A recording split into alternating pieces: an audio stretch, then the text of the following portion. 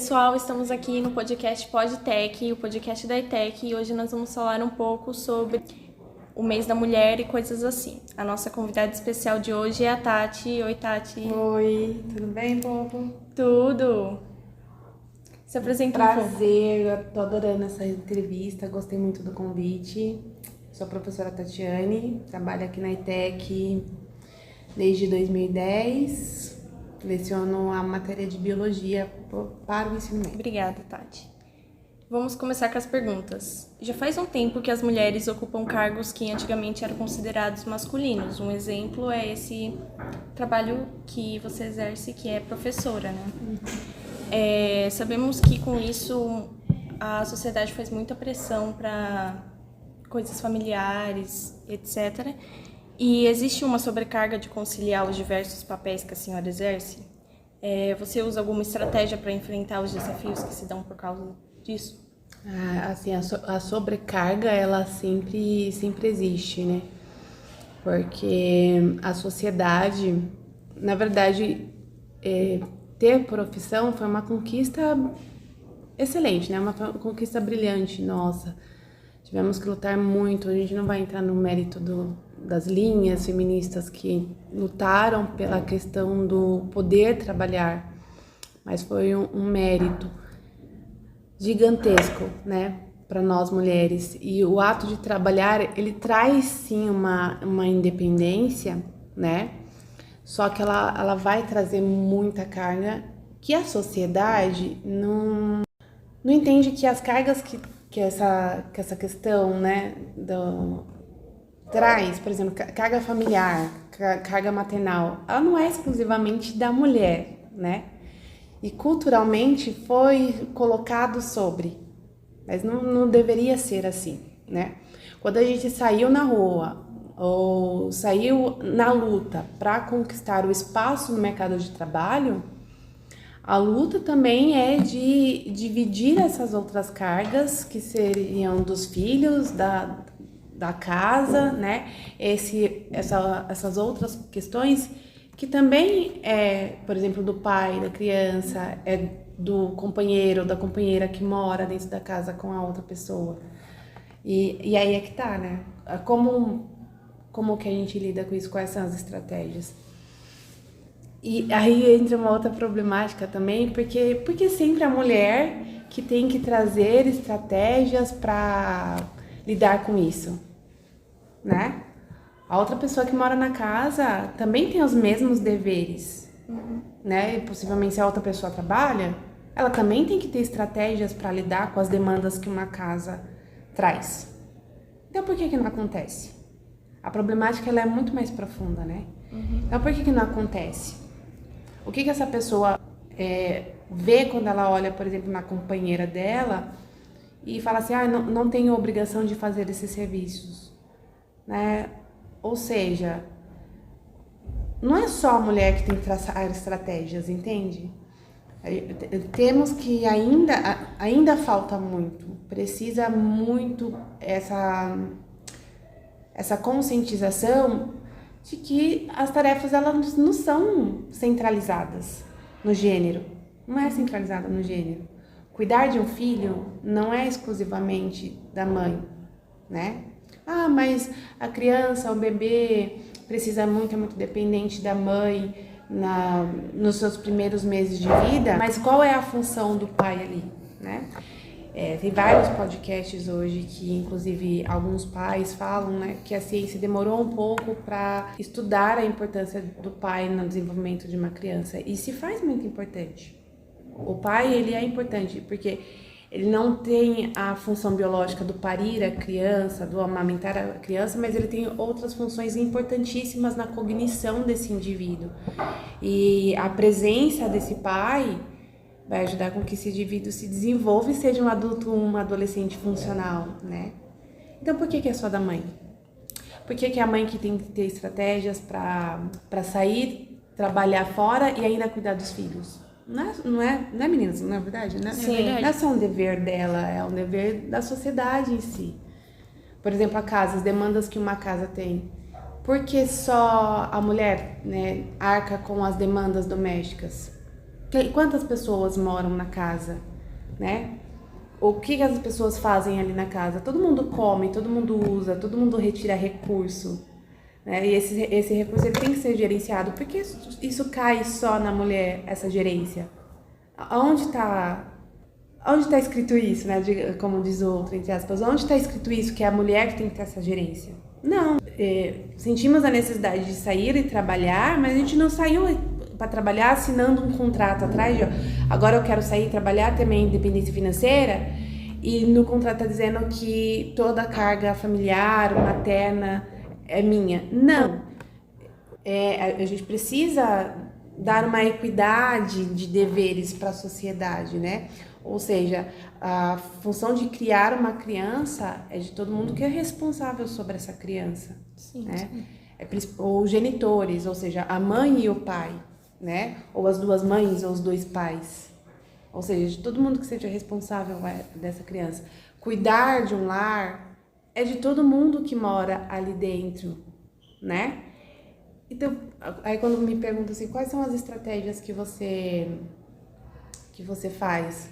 É falar pro fulano que mora comigo, e aí? Você vai fazer o quê? Porque você mora aqui, as demandas são suas também, né? E ter essa conversa, a gente tem bastante essa conversa.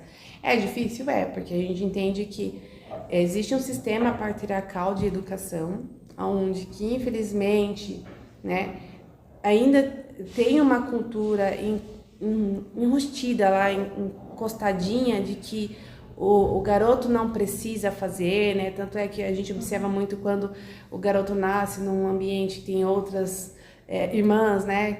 Mais irmãs, sobra pro lado feminino, sobra para as irmãs. E o garoto faz o quê? E as demandas dele, quem cuida? É a mãe e as irmãs? E aí? E quando esse indivíduo sair dessa casa, precisar se virar lá fora, ele vai pôr essa responsabilidade sobre quem? Provavelmente sobre a esposa. Não é? Exatamente. E aí é que tá, né? É certo? Então, às vezes, a gente tem que pensar também que normalmente a gente volta muito o questionamento do feminismo, até rolou, né, nessa semana que o Aguinaldo fez, foi muito legal. E a gente falou várias pautas, foi tudo muito interessante. E algumas vezes que eu pude me pronunciar nessa semana, eu sempre direcionei que a conscientização ela tem que ser muito voltada também para os meninos, né? Sim. Porque nós já entendemos um pouco da onde os lugares que nós podemos ocupar. Como você falou, a sua profissão ela era majoritariamente ocupada por homens, e principalmente numa escola técnica, né? Uhum. Hoje está bem diferente o público. Mas principalmente uma escola técnica, era muito mais homens que entravam para se formar e homens que acabavam formando, né, os homens. Hoje a gente vê uma mudança bacana e muito bonita dessa realidade. Então, nós já temos a consciência dos lugares que nós podemos nos colocar, que nós podemos ocupar, né? E agora o que a gente precisa fazer. E aí lembra, não sei se foi na apresentação de vocês que eu falei sobre a quebra do ciclo. Nós precisamos quebrar esse ciclo dessa educação falha, de que existe, né, divisões centralizadas de coisas que são de um gênero, coisas que são de outro gênero. Isso não existe, né? As demandas, elas são, por exemplo, demandas de uma casa é de todo mundo que mora nela. Então, quem que tem que ter estratégia para conciliar casa, trabalho e filhos? Todo mundo que mora nela, né? Por exemplo, casa e trabalho, as pessoas que trabalham e que são as responsáveis financeiras da casa. As duas pessoas têm que pensar de formas estratégicas para sustentar essa casa nas suas demandas. A criança que está ali naquela casa, né? Os adolescentes que estão ali naquela casa. Os dois adultos, né? Os dois responsáveis têm que pensar em estratégias. Então, não pode sobrepor em apenas um gênero. Não sei se eu respondi bem a sua pergunta, mas eu acredito que seria essa o foco da discussão, né? Sim, sim. A questão de... agora, porque normalmente o pessoal olha pra gente e eu já escutei isso. Em alguns outros ambientes de trabalho que eu já tive, de tipo, então, vocês não saíram à luta pra votar? Não saíram à luta pra trabalhar? Então, arca com a consequência, tipo, como se fosse um contrato, eu sair para lutar e ter o meu direito de independência financeira e ainda trazer comigo toda a carga de uma casa, de uma família. Não! Quando eu me proponho a montar uma família, eu estou me propondo a montar uma família com o outro. Sim. Né? E esse outro também é responsável junto comigo. Relacionamento Entende? é uma parceria, né? Não Exatamente. deve ser uma coisa desigual. Você tem que ter muito diálogo, ver qual é a dinâmica que funciona mais Qual é pra a gente. dinâmica? Exatamente, muito bem lembrado. Porque aí a gente pensa que as dinâmicas, elas são diferentes também, né? E as estratégias, elas são pensadas aí conforme a dinâmica, o que funciona naquela família. E o que é se é observado, claro que eu nunca levantei nenhuma pesquisa sobre isso, né? Então não tenho fundeza para falar, mas o que a gente observa muito, até mesmo em relatos das alunas, relatos das mães das alunas, que acaba sobrando. E sobra por quê? Porque esse ciclo ainda não foi quebrado, e esse ciclo precisa ser quebrado, né? Como? Quando? Quando você fala para outra pessoa, independente do gênero, ó, você tem demandas aqui dentro e que são responsabilidades suas, e para tudo funcionar, você precisa cumprir elas. E acaba sobrando muito, principalmente essa questão de serviços domésticos, né? A maternidade, ela acaba sobrando um pouco. Isso precisa ser quebrado, esse ciclo aí. Sim. A senhora tem alguma história de superação para contar sobre os desafios que enfrentou nessa carreira de professora e bióloga? Olha, eu acho que a superação, eu tenho sempre, desde a minha formação, né? Esses dias eu estava na sala dos professores comentando até com o professor Xandão, comentei com alguns alunos que eu fui uma pessoa que eu me formei na faculdade particular, então eu era bolsista da faculdade. Na época que eu me formei, eu era bolsista de um determinado programa e bolsistas não podiam, tirar nota baixa ou ficar de DP. Hoje essa política mudou, ainda bem, porque isso gerava sobre os bolsistas uma carga gigantesca neles, além da gente ser vistos de maneira diferente, né? Sim. Ali circulando na faculdade, aquele é bolsista, meio que tinha essa pegada. Além disso, não podíamos ter nenhum prejuízo de nota. O que para alguns pode ser encarado como incentivo, né? Mas por que aquela pessoa que paga não é o mesmo incentivo, né? Não é a mesma cobrança? Ela paga, ela pode arcar com todas as DPs, então tudo bem, ela pega DP. Ela não perde nada com isso. Agora o bolsista que não tá pagando, se ele pegar DP, ele perde a vaga, né? Então tinha essa diferença. Antigamente, né, quando eu me formei, isso era muito visto como uma cultura de incentivo. Hoje eu vejo o quanto violento isso é, né? Sim. O quanto violento isso foi, porque essa política mudou também, ainda bem. E aí a minha maior história de superação foi quando eu peguei uma matéria extremamente difícil, biofísica. Era muito difícil biofísica. Eu sempre estudei escola pública, então eu também tinha minhas defasagens, assim como eu observo quando os alunos entram aqui com defasagens, e eu me vejo neles, porque eu saí da escola pública com várias defasagens e tive que buscar muito, tive que correr muito atrás para me superar sempre, porque também por conta da cobrança, né, da bolsa. E chegou na hora, o professor falou, eu só avalio com 2 provas. A prova 1 e a prova 2, somamos a nota e dividimos por 2, você vai ter a sua média. E eu lembro que quando eu fiz a primeira prova, eu tirei uma média muito rasa, muito baixa.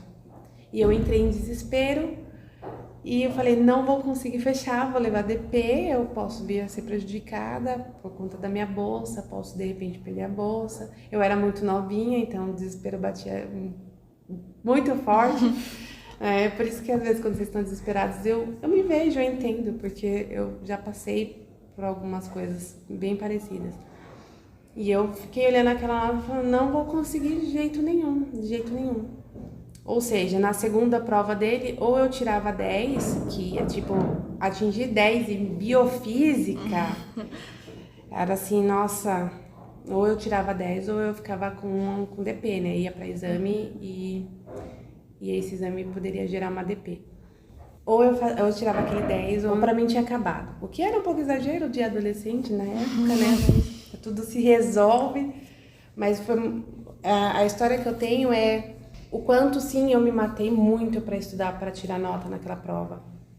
E na época minha família falava, nossa, que estudiosa. E sim, eu sempre gostei de estudar. Isso eu falo, inclusive, para vocês.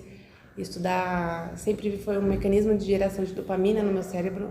Só que hoje eu vejo o quanto estudar para aquela prova para mim foi bem traumático, porque eu não tinha outra opção. Eu não estava estudando pelo prazer de estudar. Eu estava estudando porque se eu não estudasse eu poderia pegar exame e no exame eu sabia que eu poderia pegar a DP.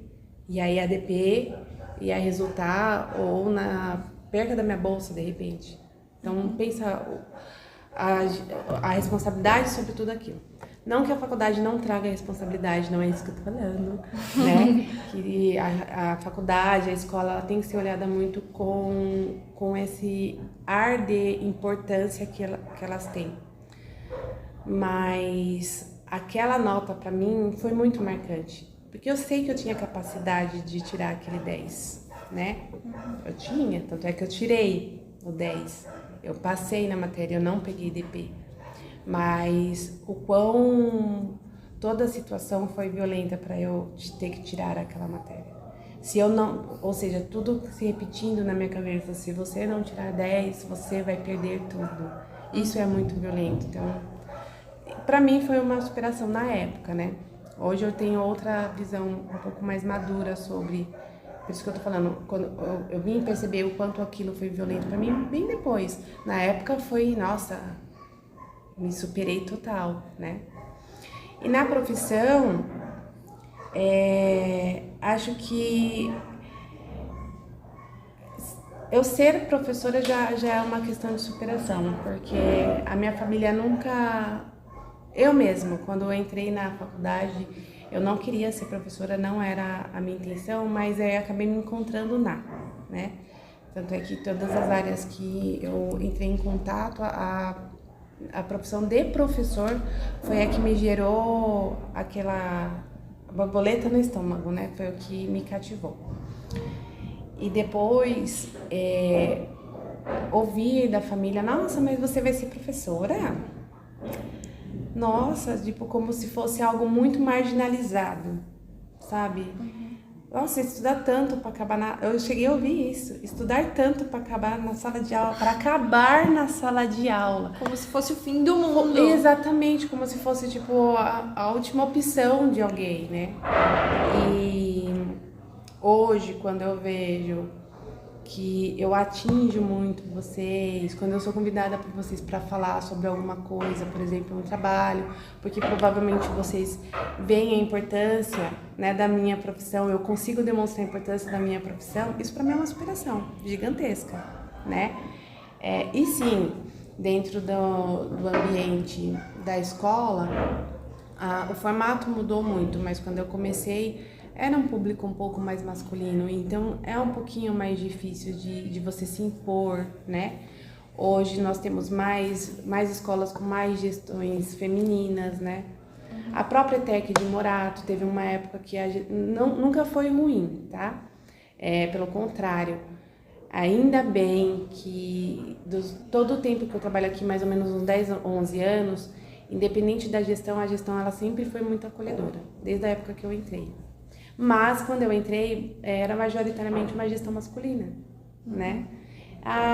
Mesmo sendo acolhedora, então eu ficava pensando, tudo bem que eu trabalho num lugar onde a gestão é majoritariamente masculina e é acolhedora, me vê como realmente uma profissional, tanto é que eu passei no concurso aqui, a minha banca não tinha nenhuma mulher na minha banca de avaliação do concurso aqui, as 3 pessoas eram homens, então eles sempre tiveram essa visão de respeito. Só que eu ficava me colocando no lugar das mulheres que estavam no mesmo ambiente, né, majoritariamente de homens, mas que não tinham esse acolhimento, não tinham essa visão, esse respeito, né? O quanto essas mulheres têm que se impor. E assim, em questão, como eu sempre trabalhei aqui, né, e eu tenho essa visão dessa escola ser sempre foi muito acolhedora, a minha superação sempre foi muito com vocês. Tipo, atingir vocês. Eu cheguei já a trabalhar na Prefeitura de Santana de Parnaíba, eu fui indicada a um prêmio, isso já foi, tipo, muito legal pra mim, né? Que eu fui uma das 50 melhores professoras que apresentou um projeto lá, que na época era um projeto que, inclusive, eu tirei a ideia de um professor da ITEC de Morato, da ITEC de Franco de Morato, e aí eu adaptei para minha matéria e apliquei naquele público e consegui ser indicada, consegui ganhar um prêmio de participação.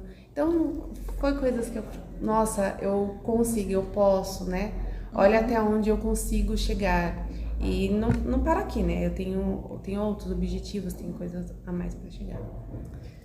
Como professora, como a senhora vê esse, digamos assim, esse crescimento feminino entre as alunas?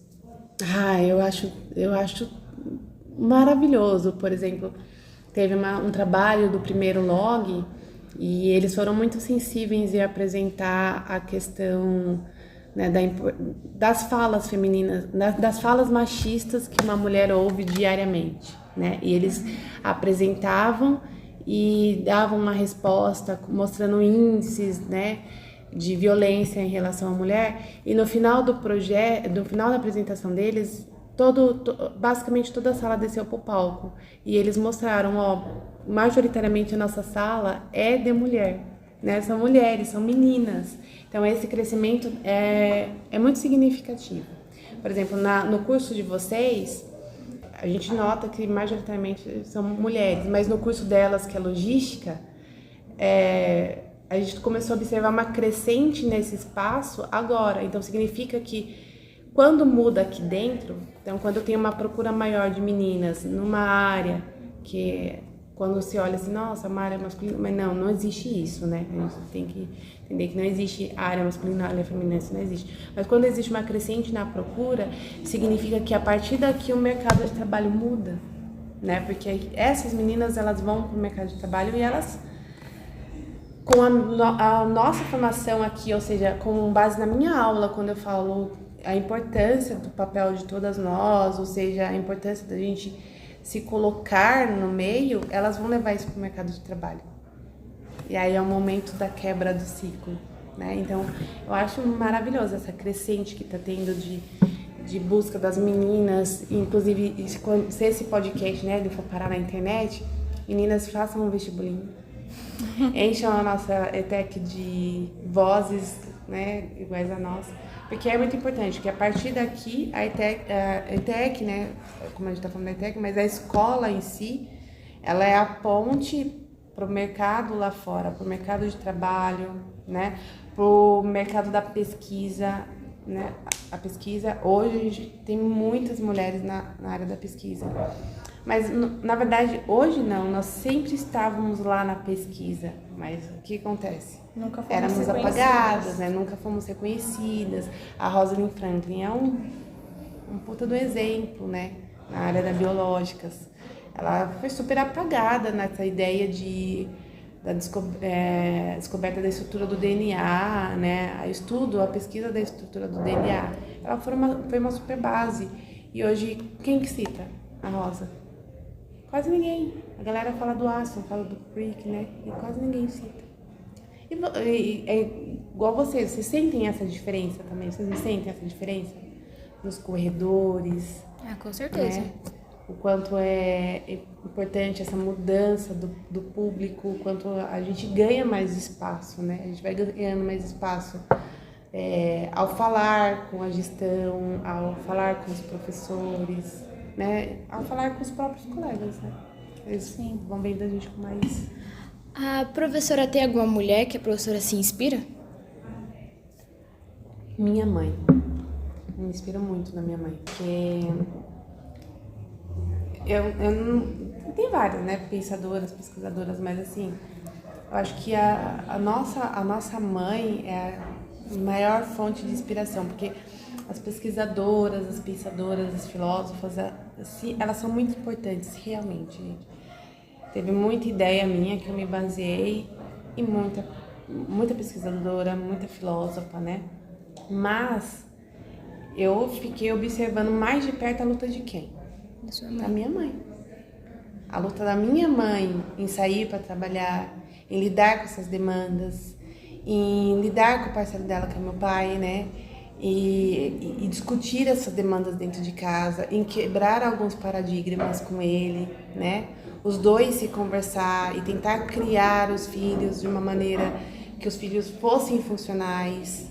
E aí, na adolescência a gente não entende muito bem, mas você assiste, né? Você acaba assistindo na adolescência alguns episódios familiares.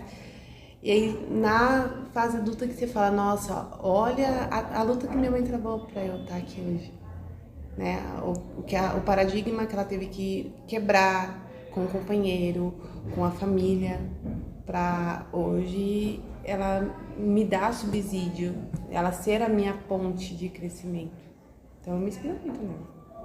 Ela foi assim, até hoje, né? Ela me mostra muita garra. Minha mãe, ela se formou, depois que ela se formou professora, ela sempre teve um respeito muito grande para a área da educação, sempre teve.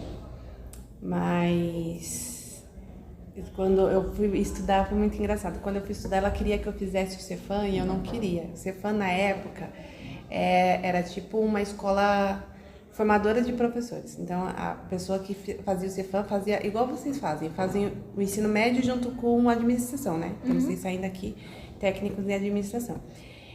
À época, o Cefam fazia o ensino médio junto com um curso de introdução à pedagogia. Então, a pessoa que se formava no Cefam, ela podia dar aula para os ciclos iniciais, que é, tipo, hoje nível 1, prézinho, sabe? E ela queria muito que eu fizesse e eu não quero, porque eu não quero ser professora.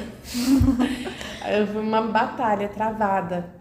E eu não fui fazer a prova do Cefam e tal. Na verdade, eu ia, fiquei chateada por não ter ido, mas eu acordei atrasada, porque na verdade não tinha muito aquela coisa de querer ir fazer, né? Por isso que eu acordei atrasada, acabei não chegando na prova, ficaram muito decepcionados comigo e eu não entendia muito bem. Porque, na verdade, ela sempre teve muito um respeito na área da educação. E ela foi a das que menos me questionou, que quando eu falei que eu ia fazer biologia, que a minha intenção realmente era laboratório, era pesquisa e tal. E ela acatou, nunca me questionou, falou, não, então vamos. A minha mãe correu muito atrás, como eu não passei na faculdade pública, né? Eu passei faltando 2 pontinhos. E aí ela não deixou de desistir, ela falou, então vamos tentar uma bolsa, né? E ela correu muito atrás junto comigo, meu pai também, mas a minha mãe bem mais, né? E quando eu comecei a fazer faculdade, e eu precisei fazer um estágio na área da educação, e ela viu que, tipo, o meu olho brilhou, né? Ela foi uma das pessoas que não questionou e nem apontou. Então, se lembra naquela época que eu queria? Ela não fez isso. Ela falou, não, filha, então, né, você gostou? Bora, faz o que você gostou. Sim, eu também vejo isso com a minha mãe, porque eu já mudei de ideia sobre o que eu queria fazer várias vezes.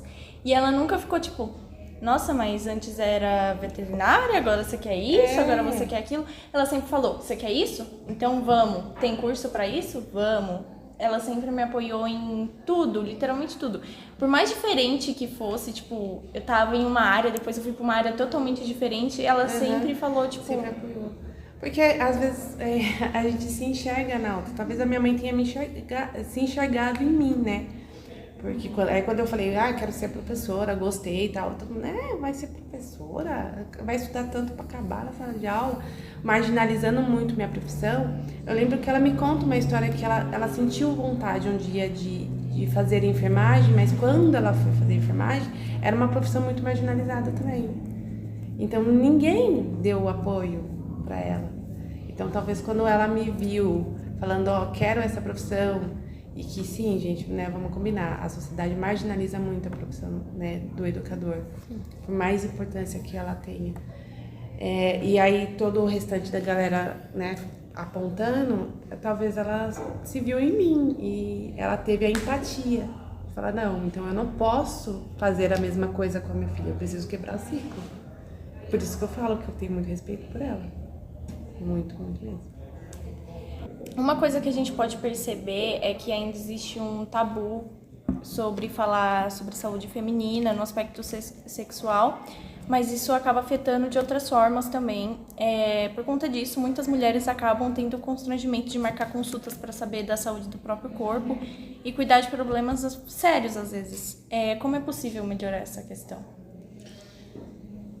Então, essa questão, ela só vai... Como é possível melhorar essa questão assim? Eu não sou uma pesquisadora na área para falar, né? Então eu vou falar assim com base no que eu vejo quando eu vou dar aula para vocês da educação sexual e a gente acaba falando sobre saúde feminina, né? Ou seja, vocês veem que traz muita informação, né? Esse tópico. E eu penso, e eu não posso falar com propriedade porque eu não tenho nenhuma pesquisa aberta sobre, tenho vontade de abrir pesquisa com isso, tenho vontade, inclusive o meu mestrado eu quero fazer na área da educação sexual voltada para adolescentes, mas ainda não tenho isso em mãos. Como eu penso que isso se resolve? Apenas com o diálogo, apenas com a educação, apenas com quebra de ciclo. Então, como que eu vou quebrar o tabu, por exemplo, de uma mulher não ter vergonha de falar, de perguntar sobre a sua saúde, né? De se conhecer, somente falando com ela, né? E aí é que tá, né? O grande perigo é que isso não é falado. Né? Isso não é falado, principalmente relacionado às mulheres, né? Tem um sistema aí que hoje parece que está enrustido, mas ele não está, ele existe ainda, de que a mulher ela tem que simplesmente aceitar as situações, né? Aceitar o sexo como aceitar se silenciar em relação às suas dúvidas sexuais. Isso, por mais que nós estamos numa sociedade bem moderna, que tem várias falas por aí, né, sobre o assunto, no fundo, a galera ainda tenta silenciar, né, a mulher em relação a isso, né? O que é contraditório quando é uma sociedade que sexualiza e comercializa, né, o corpo da mulher, ao mesmo tempo não permite que ela faça questionamentos sobre a sua saúde sexual, sua saúde íntima. Então, como que eu vou fazer isso? Através de vocês, né? Através conversando com vocês. O quanto é importante entender o próprio corpo, né? O quanto é importante falar sobre a minha saúde. O quanto é importante eu conhecer. Então, a gente só consegue quebrar esse tabu com conhecimento. E o conhecimento, ele tem que ser disseminado, né? E onde que é mais fácil, eu acho que é o melhor caminho de disseminação de conhecimentos que não estão errados, né? Porque a internet tem muita gente... Vocês têm TikTok? Não. Você tem? Tem. Tem muita gente que fala sobre o assunto? Bastante. E tem muita gente que fala absurdos? Uhum. Então, assim, a internet é algo que não é filtrado, né? Algo que nem todo mundo que tá lá tem o conhecimento do que tá falando. E acaba falando coisa que não sabe, deixa a pessoa que tá ouvindo aquilo tudo confusa, sabendo, nossa, Exato, é assim mesmo? E deixa a exato. pessoa muito confusa. Exatamente. Então, eu acho que a escola e a família, né? Seriam os dois ambientes mais ideais para quebrar esse tabu que você me perguntou. O tabu da saúde sexual da mulher, a saúde, né, psicológica da mulher, né, para inclusive a mulher se conhecer para ela identificar possíveis abusos, por exemplo, né? Aí a escola é a família. A família é um pouquinho mais complicado porque é aquilo que eu falo em aula para vocês. Não tem como eu cobrar, por exemplo, dos meus pais falarem sobre um assunto comigo que eles não foram ensinados. né, não falaram com eles, então eles não sabem nem abordar, Sim. né? E às vezes eles tentam, às vezes só que eles não estão falando a minha linguagem ali, minha comunicação não estão conseguindo utilizar, eles até tentam, né? Então é muito difícil. Tem esse outro grau de problemática dentro da família, mas a família seria o espaço, berço de falar sobre isso, né? Depois da família é a escola. Porque a escola, se, por exemplo, quando eu não conheço do assunto que vocês me perguntam lá na caixinha, né, de dúvida, ou que vocês me perguntam em aula, eu não tenho vergonha nenhuma de falar, pera, não sei disso, vou pesquisar, aí eu vou atrás, vou perguntar para quem sabe. Se eu não acho a resposta, eu vou trazer outro profissional para tentar responder. E eu acho que é aqui que quebra esse tabu, é na escola. A professora já foi criticada por não saber responder a pergunta do aluno na hora que ele pergunta? Nunca. Nunca? Nossa, boa observação. Nunca. Assim, eu sempre tive muito respeito pelos alunos, né? Eu sempre informo para os alunos que eu não sou a máquina do conhecimento, acho que ninguém é, nem o professor. O professor está em constante processo de aprendizagem, até mesmo para elaborar as aulas. Por exemplo, o jeito que eu dou aula para vocês hoje no segundo ano está sendo um jeito muito diferente que o terceiro hoje teve essa mesma aula, porque são pessoas diferentes, né? Sim. Então, necessidades diferentes. E aí, nunca fui criticada assim.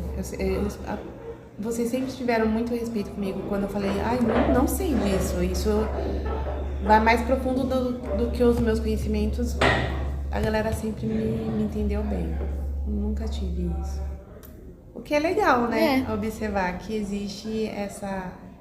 Mas eu acredito também, aí eu acho que vai entrar um pouquinho fora do assunto, que é a questão de relação. Acho que não tá fora e não tá, né? Impor limites de relacionamento. Sim. A partir do momento que você impõe limites de relacionamento, você vai avisar pro outro até que ponto o outro pode chegar com você, né? E você vai perguntar pro outro até que ponto você pode chegar, né? Então, quando eu chego na sala de aula, eu falo, olha, vai ter coisa que vocês vão me perguntar que eu não sei responder, né? Eu tô mostrando um limite, Sim. né? E aí, quando eu expresso isso de verdade, falo, olha, isso eu não sei, o outro já tem esse conhecimento que talvez ia chegar esse momento e ele me respeita, né? Sim. E muitas mulheres, às vezes, se sentem intimidadas de impor limites, né? Tipo, muito, porque você chega a ter um preconceito, tipo, você não pode impor limite, tipo, você tá sendo mal educada, você tá sendo ignorante. Exato. Como assim você não, tipo, não vai... É aquela questão, né? No ambiente, eu não sei bem porque eu sempre fui professora e eu ainda bem trabalhei numa escola que não me lembro de ter vivido algo assim, não direcionado a gênero, a cor sim, mas não direcionado a gênero. Então, por exemplo, no mundo corporativo, aquela mulher que se impõe, ela é a histérica, né? Sim. O cara que se impõe é o cara enérgico, que só tá fazendo o que ele é pago pra fazer. Ele é líder, Né? ele é confiante. Ele é líder, ele é confiante, né? Tal. A mulher que se impõe, não. Ela é histérica, ela tá fazendo show à toa, né? Ela é fria. Então, tem essa questão. E isso precisa ser conversado. E, novamente, eu volto na mesma tecla que eu sempre falo. Onde que a gente quebra esse ciclo? Né? Aqui. Então, a gente quebra esse ciclo aqui. Quando, por exemplo, a gente tem uma aula dessa, vocês têm uma aula dessa, e tem outros homens que também vão ser gestores, e eles vão entender que vai ter mulheres no mundo corporativo deles, e que vai ter mulheres tão fortes, tão resistentes quanto eles, né?